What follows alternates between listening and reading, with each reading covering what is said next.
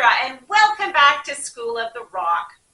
I was just cleaning up the messy nursery when I found this toy. I don't know if you had one of these toys when you were younger, but I've always thought they were lots of fun. There is an arrow on it, and then around the outside there's different farm animals, and you put it to a farm animal that you want to hear and pull the handle. The pig makes a pretty funny sound. I've always thought that pigs were funny animals. When I think of a pig, I think of a big, rolling in the mud, snorting animal. I think of them as being messy, dirty animals as opposed to a clean animal. The internet tells me, though, that pigs are actually a very clean animal and they prefer a clean environment. But they do love to roll in the mud because it helps to keep them cool. Now, back in Jesus' day, pigs were considered unclean by the Jewish people, not because they liked to roll in the mud, but because they were an animal that God had originally forbidden his people to eat.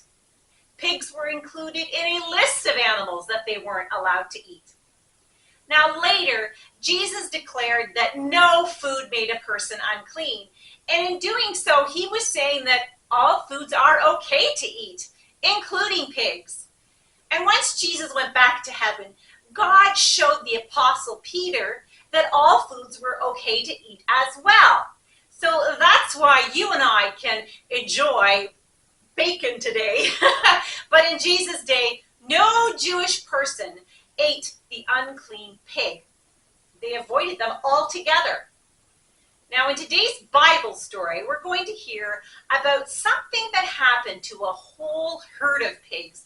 Let's check out that story in Mark 5, 1 to 20. They went across the Sea of Galilee to the area of Gerasenes. Jesus got out of the boat. A man controlled by an evil spirit came from the tombs to meet him. The man lived in the tombs. No one could keep him tied up anymore. Not even a chain could hold him. His hands and feet had often been chained, but he tore the chains apart, and he broke the iron cuffs on his ankles. No one was strong enough to control him. Night and day, he screamed among the tombs and in the hills. He cut himself with stones. When he saw Jesus a long way off, he ran to him, and he fell on his knees in front of him. He shouted at the top of his voice, "Jesus, Son of the Most High God, what do you want with me? Swear to God that you won't hurt me." This was because Jesus had said to him, "Come out of this man, you evil spirit." Then Jesus asked the demon, "What is your name?" "My name is Legion," he replied. "There are many of us." And he begged Jesus again and again not to send them out of the area. A large herd of pigs was feeding on the hillside nearby. The demons begged Jesus, "Send us among the pigs. Let us go into them." Jesus allowed it, and the evil spirits came out of the man and went into the pigs. There were about 2,000 pigs in the herd. The whole herd rushed down the steep bank. They ran into the lake and drowned. Those who were tending the pigs ran off. They told the people in the town and countryside what had happened. The people went out to see for themselves. Then they came to Jesus. They saw the man who had been controlled by many demons. He was sitting there. He was now dressed and thinking clearly. All this made the people afraid. Those who had seen it told them what had happened to the man. They told them about the pigs as well. Then the people began to beg Jesus to leave their area. Jesus was getting into the boat. The man who had been controlled by demons begged to go with him. Jesus didn't let him. He said, "Go home to your people. Tell them how much the Lord has done for you. Tell them how kind he has been to you." So the man went away in the area known as the 10 cities. He began to tell how much Jesus had done for him. And all the people were amazed. This is a very interesting, strange, and messy story that took place in the area of Gerasenes. Now, this area was largely known to be a place where non-Jewish or Gentile people lived, and there were some Jewish people living there as well. The poor man in the story was controlled by an evil spirit, and he had a miserable life living alone in the caves where dead people had been buried. He had hurt himself many times and was super strong, so people were scared of him. But Jesus wasn't.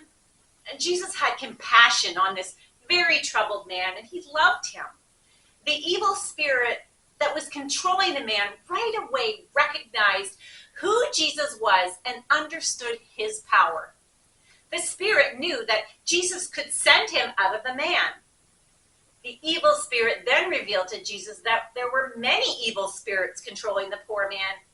Jesus sent the evil spirits out of the man and allowed them to go into the pigs. Now, remember, Gentile people could eat pigs. It was just God's people, the Jewish people, that weren't allowed to. So that's why they had herds of pigs in that area. But sending the spirits into the herds of pigs didn't go well for the spirits because they ran down the steep hill and threw themselves into the lake and drowned. Finally, the man was set free. In an instant, Jesus had given him a new life. He was no longer controlled by the evil spirits. They would never bother him again. The man then went out and began to tell others about how Jesus had set him free. The rest of the people living in that area reacted to Jesus in a very different way. They were scared of him and wanted him to leave. They didn't see what he could do for their lives. They were just focused on what happened to their pigs. All of us have a choice to make about Jesus too. Jesus wants to give each one of us a new life.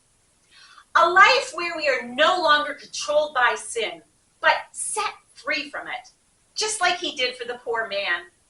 We have to choose to follow him, though, and accept the new life he offers us. A life free from the control of sin. Or we can choose to send him away like the other people did. I know what choice I have made. I have chosen Jesus, and because of that, I have a life filled with his love and strength and his confidence that I will live forever one day in heaven. What will you choose? Let's say our big idea together. Jesus wants to give everyone a new life. Now, if you haven't chosen to follow Jesus yet, I hope you think very carefully about doing this. This is one choice you won't regret. Thanks for joining me today. That's a wrap for our Messy series. But come back next week for a special lesson. And that lesson is going to be fire. That's a little hint for you. Bye. See you soon.